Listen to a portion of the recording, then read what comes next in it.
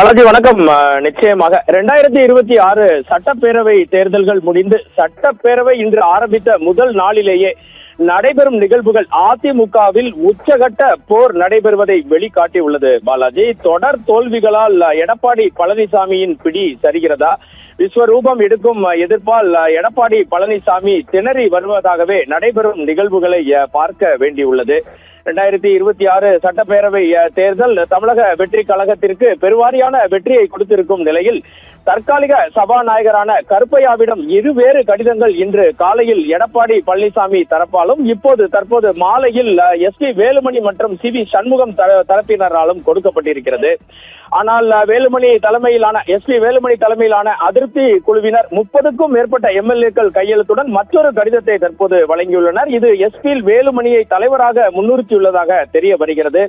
சட்டமன்றத்தில் தெரிந்த விரிசல் இன்று MLAக்கள் பதவியேற்பு விழாவின் போது எடப்பாடி பழனிசாமி சபைக்குள் நுழைந்த போது அவருடன் வெறும் 5 முதல் 10 MLAக்கள் மட்டுமே வந்தனர். அதே சமயம் SP வேலுமணி மற்றும் CV சண்முகம் ஆகியோர் ஒரு பெரிய குழுவாக தனியாக வந்ததை காண முடிந்தது.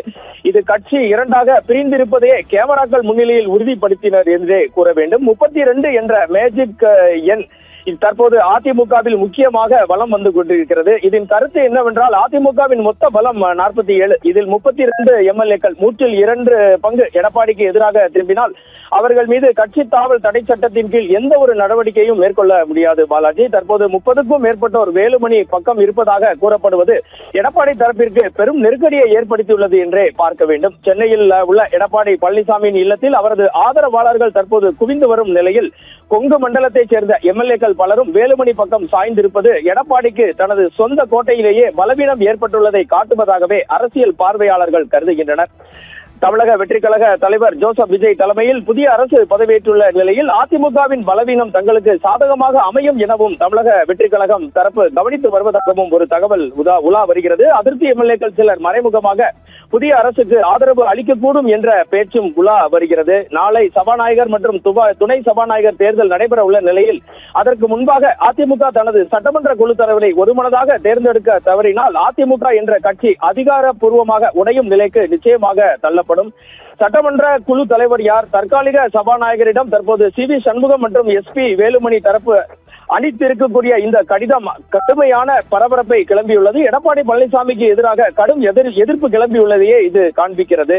தேர்தலில் அதிமுக பின்னடைவை சந்தித்து எதிர்க்கட்சி அந்தஸ்தை கூட இழந்ததால் எடப்பாடி பழனிசாமி மீது நிர்வாகிகள் கடும் அதிருப்தியில் உள்ளதாக கூறப்படுகிறது. பசுமை வழிச்சாலையில் உள்ள எடப்பாடி பழனிசாமியின் இல்லத்தில் மூத்த நிர்வாகிகள் மற்றும் ஆதரவாளர்கள் அடுத்தடுத்து குவிந்து வருகின்றனர்.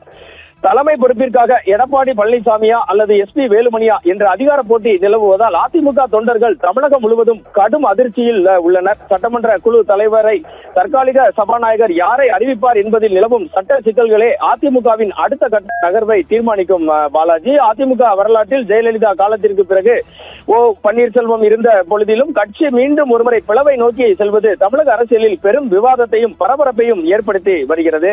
இதற்கெல்லாம் மேலாக பார்த்தீர்கள் என்றால் முன்னாள் முதல்வர் தற்போது திமுகவில் ஐக்கியமாகியிருக்கும் பன்னீர்செல்வம் மற்றும் அகில இந்திய புரட்சி தலைவர் மக்கள் முன்னேற்ற கழகத்தை தொடங்கி நடத்தி வரும் சசிகலா, அம்மா மக்கள் முன்னேற்ற கழக பொதுச் செயலாளர் TTV தினகரன் மற்றும் அதிமுகவில் இருந்து வெளியேறிய பல்வேறு முன்னாள் தலைவர்களும் தற்போது நடக்கும் நிகழ்வுகளை மிகவும் உன்னிப்பாக கவனித்து வருகின்றனர். அதிமுகவுடன் கூட்டணி வைத்து தேர்தலை சந்தித்த அதன் முக்கிய கூட்டாளியான பாஜக மற்றும் பாட்டாளி மக்கள் கட்சி, தமிழக மக்கள் முன்னேற்ற கழகம் பல்வேறு கட்சி தலைவர்களும் அதிமுகவில் தற்போது நடக்கும் நிகழ்வுகளை மிகவும் உன்னிப்பாக கவனித்து வருவதாக சத்தியம் தொலைக்காட்சிக்கு கிடைக்கும் தகவல்கள் தெரிவிக்கின்றன. பாஜகவின் முன்னணி மேல்மட்ட தமிழக தலைவர்களை தொடர்பு கொண்டு பேசிய போது நடக்கும் நிகழ்வுகளை தாங்கள் மிகவும் உன்னிப்பாக கவனித்து வருவதாகவும் இது குறித்து தற்போதைக்கு எந்த கருத்தும் சொல்வதற்கு இல்லை என்றே தெரிவிக்கின்றனர். பிளவு ஏற்பட்டால் யாருக்கு ஆதரவை பாஜக வழங்கும் என கேட்டபோது ஊகங்களுக்கு தற்போது பதில் அளிக்க முடியாது என தமிழக பாஜகவின் முக்கிய தலைவர் ஒருவர் தெரிவித்தார். எது எப்படி என்றாலும் பல்வேறு அதிர்வலைகளையும் அதிரடி திருப்பத்தையும் ஏற்படுத்திய தமிழக சட்டமன்ற தேர்தல் 2026 அதிமுகவை என்ன செய்ய போகிறது என்பதே $1 மில்லியன் கேள்வியாக தற்போது உருவெடுத்திருக்கிறது. பாலாஜி, அதிமுக பொதுச் செயலாளர் எடப்பாடி பழனிசாமி இல்லத்தில் அதிமுக நிர்வாகிகள் பேட்டி அளித்ததை பார்க்கலாம்.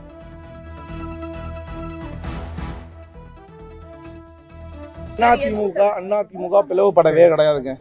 அதிமுக ஸ்ட்ராங்கா இருக்கு, ரொம்ப ஸ்ட்ராங்கா இருக்கு. யாராலையும் எந்த சூழ்நிலையாவும் அதிமுக உடைக்கவும் முடியாது. எந்த கட்டத்துல யாரும் அதிமுக கொடுத்து விலை கொடுத்து வாங்கவும் முடியாது. அதுக்கு உங்களுக்கு அவங்க ப்ரூவ் பண்ணிட்டாங்க. நீங்க சட்டசபையில கொடுத்துட்டாங்க, நீங்க தானே சொல்றீங்க. அவங்க ஒன்னும் ப்ரூவ் பண்ணலையா? நாங்க கொடுத்துட்டோன்ற லெட்டர் நீங்க யாரும் காட்டுங்க? எந்த மீடியால காட்டுச்சா? எந்த மீடியால காட்டுங்க? மீடியா காட்டுங்க, அதிகாரப்பூர்வமான லெட்டர் காட்டுங்க. அந்த லெட்டர் அதிகாரப்பூர்வமான லெட்டரா? அதை காட்டுங்க சார். அதிகாரப்பூர்வமான லெட்டர் கொடுங்க சார். பொதுச் செயலாளர் லெட்டர் சொல்ல 1.25 கோடி ஓட்டு போட்டிருக்கான். பொதுமக்கள் இந்த தலைமை நம்பி போட்டிருக்கான். வேற எவனா நம்பியும் போடல, இந்த தலைமை நம்பி போட்டிருக்கான். பொதுச் செயலாளர் தான் பொதுக்குழு தீர்மானத்திலும் செயற்குழுலையும் பொதுச் செயலாளர் அண்ணன் எடப்பாடி பழனிசாமி தான் கொடுத்துருக்காங்க. இதற்கிடையிலேயே பெரும்பான்மையில 47 எம்எல்ஏ ஜெயிச்சிருக்கிறாங்க. எதிர்கட்சியுடைய தலைவராக இருந்தவர் கழகத்தினுடைய பொதுச் செயலாளர். 47 எம்எல்ஏ வச்சிருக்கிறவர் பொதுச் செயலாளராக இருக்கக்கூடியவர் யாருன்னு கேட்டா அண்ணன் எடப்பாடியார். அவர் தான் கழகத்தினுடைய நிரந்தர பொதுச் செயலாளர். புரட்சி தலைவி அம்மாவால் உருவாக்கப்பட்ட இயக்கம் உங்களுக்கே தெரியும். எவ்வளவு பிரச்சனை வந்த போது கூட அதிமுக பக்கம் திமுக பக்கம் யாருமே ஒருத்தர் கூட போகல. மற்ற கட்சியை சார்ந்து அங்கேயும் போகல. எடப்பாடியார், புரட்சி தலைவி அம்மா, எம்ஜிஆர் அப்படிதான் இருந்தோம். அது அந்த வழியில மீண்டும் பயணிப்போம்.